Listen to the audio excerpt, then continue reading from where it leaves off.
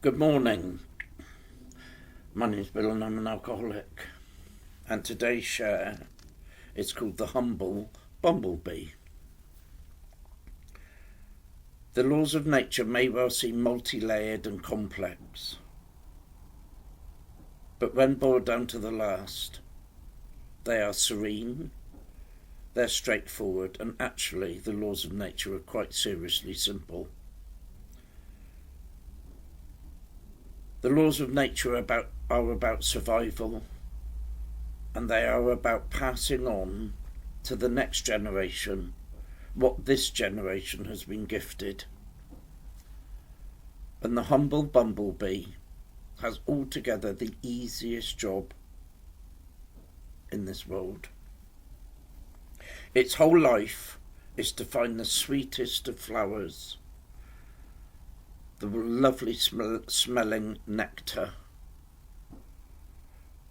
to drink from them the milk of human kindness, to pick up some pollen on the way, to propagate the next plant, and take what is left home to feed their family. It's about giving as they receive, and it's about receiving as they give.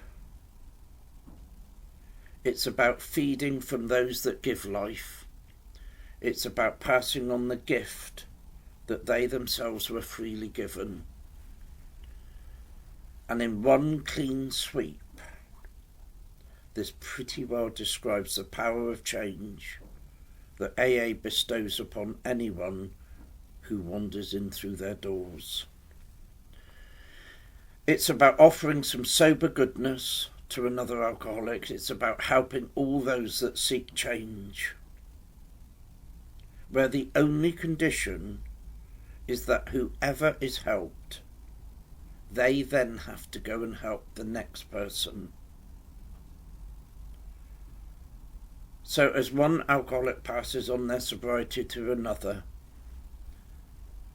they end up keeping that sobriety for themselves. And the AA wheel of spirituality will then continue to give, to feed, and to water those who need it, by those who know, who have already recovered, and those who understand. It's about picking up a power passed from one alcoholic to another, and in order to keep that power we pass it on. My world is very black and white. I need to know how things work, and I need to understand why things work. And when you're told in AA to give it away to keep it, it didn't make any sense to me. Of course today it does. And like the humble bumblebee, whose journey is to give life to the next plant it visits, this is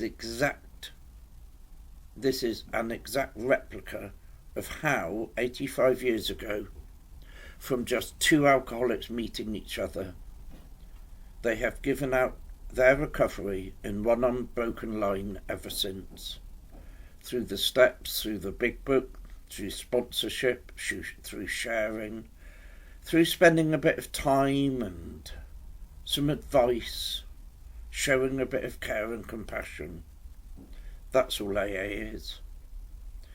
And at the very heart of transferring the 12 steps from one alcoholic to another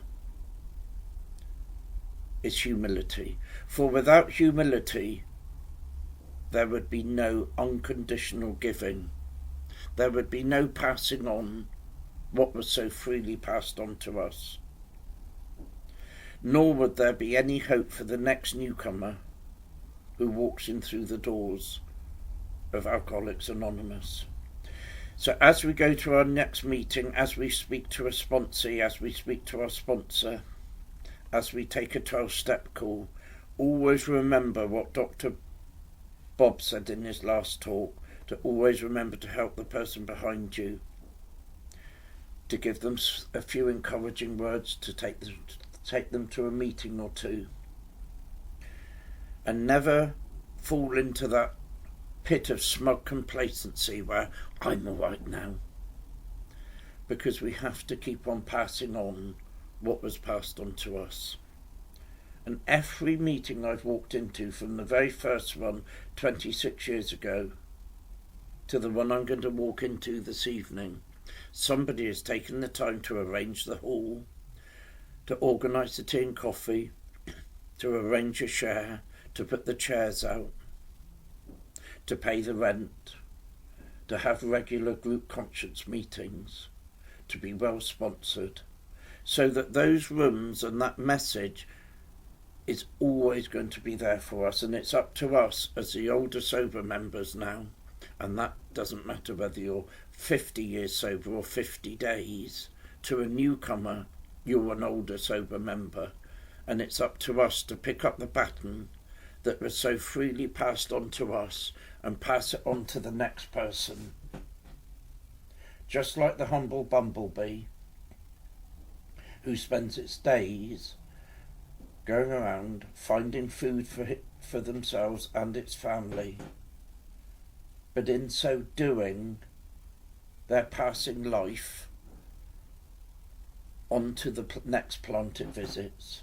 It's picking up pollen all day long to redistribute.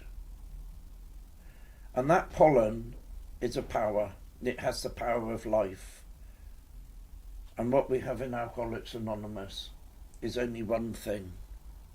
It's to pass on that power that Bill and Bob found all those years ago, that when one alcoholic talks to another, they produce a power that is stronger than the power of their alcoholism.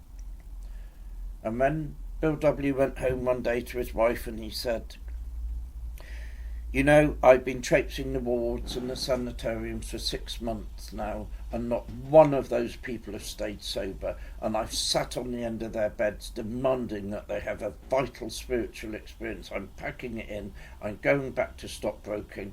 And that was when AA and my life and your life hung on a thread thinner than the finest silk. And his wife Lois turned around and said to him, and it hasn't gone unnoticed, that it took a non-alcoholic lady to save AA. And she said to Bill, "But Bill, you're sober." And at that point, really, I do believe, is when AA really started, when he looked at himself and thought, "Do you know what? In helping all these other alcoholics, although not one of them is still sober, I'm still sober. And for whenever I need a drink, whenever I need to find some comfort or strength in my day to stay away from drinking, I can find that in the next alcoholic I meet." And when he was in Aquan that time, in the Mayflower Hotel, his last ditch attempt to make a few bob had fallen to pieces. He went over to the phone in the lobby. He made a few phone calls. He got hold of Henrietta Seibling, who said, "I think my doctor's an alcoholic." And they met up.